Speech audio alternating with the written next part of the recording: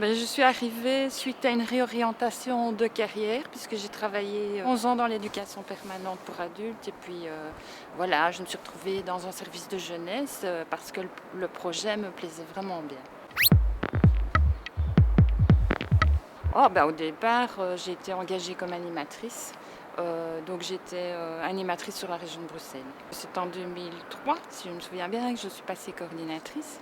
Mais donc j'ai fait animatrice sur Bruxelles, mais j'avais aussi fait des remplacements sur le Hainaut, donc j'ai un peu voyagé dans la communauté française.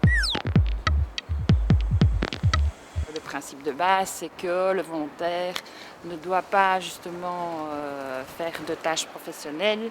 Et donc ça, c'est un principe de base qui est resté.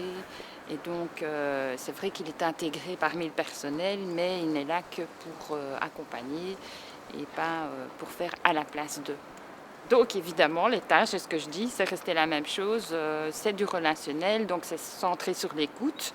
Et on a quand même peut-être un peu plus inclus tout ce qui est animation. C'est normal puisqu'on s'est orienté vers des institutions qui n'étaient pas des hôpitaux et des maisons de repos. Et donc, je ne dis pas qu'il n'y a pas d'animation en maison de repos et en hôpital, mais disons que les crèches et les écoles de devoirs peut-être sont plus portées là-dessus. Le décret 80 dans lequel je suis arrivée en fait au départ quand j'étais coordinatrice, c'était un décret qui faisait peut-être une page, donc il était assez concis, mais on savait très bien qu'il n'était pas appliqué à la lettre, c'est-à-dire qu'on avait droit à plus que ce qu'on avait en réalité au niveau des secteurs OJ. Il a été revu et il a été surtout beaucoup précisé. Il y a eu des tas de choses qui ont été changées, mais surtout vraiment. La décision de s'ouvrir à d'autres institutions, ça a été pris à un moment donné parce qu'il y avait une demande des jeunes d'aller vers un public jeune. Donc ça, en fait, on s'est dit, tiens, ce serait peut-être intéressant de s'ouvrir aux crèches. Il y avait aussi une demande de la part des crèches et des écoles de devoirs. Il y avait vraiment une forte demande, donc je devais plutôt dire halte là, parce qu'il fallait trouver des volontaires. Pour les crèches, ça a très bien fonctionné aussi et les jeunes en retraite sociale sont fort demandeurs de faire un volontariat en crèche. Les centres pour handicapés, c'est aussi un point de vue personnel. J'ai trouvé aussi personnellement qu'il y avait là une demande et qu'il y avait possibilité. Et maintenant, là, il y a moins de demandes au niveau des candidats au volontariat parce qu'il y a un peu une peur du handicap, quoi. Le site internet, ça fait en sorte qu'en fait, on ait des candidats qui viennent via le site. Justement, on a eu beaucoup de demandes de candidats volontariat, plus jeunes aussi.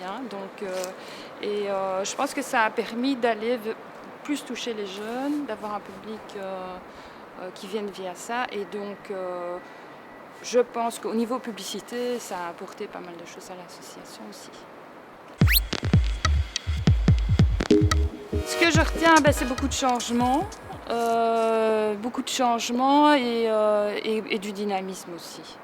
Donc des projets, des changements, une professionnalisation du secteur. Ce que je retiens au niveau de l'association, c'est beaucoup de changements aussi au niveau de tout ce qui est communication.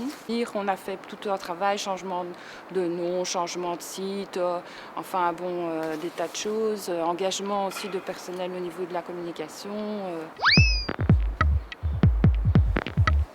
Personnellement, que j'avais été assez surprise le jour où j'ai reçu un courrier d'un notaire, en fait, et que j'ai ouvert et je me suis dit, mon Dieu, qu'est-ce que c'est ça?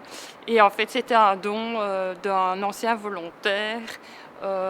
Et donc je n'y croyais pas. Et c'est vrai que nous, en tant que coordinateurs, on est souvent à la recherche de subventions.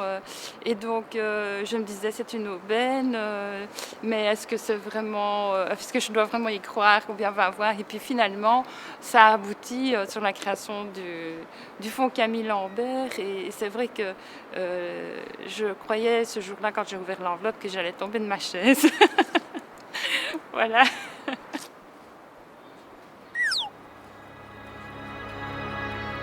surtout beaucoup de projets, de dynamisme et de continuer sur sa lancée pour le demi-siècle à venir.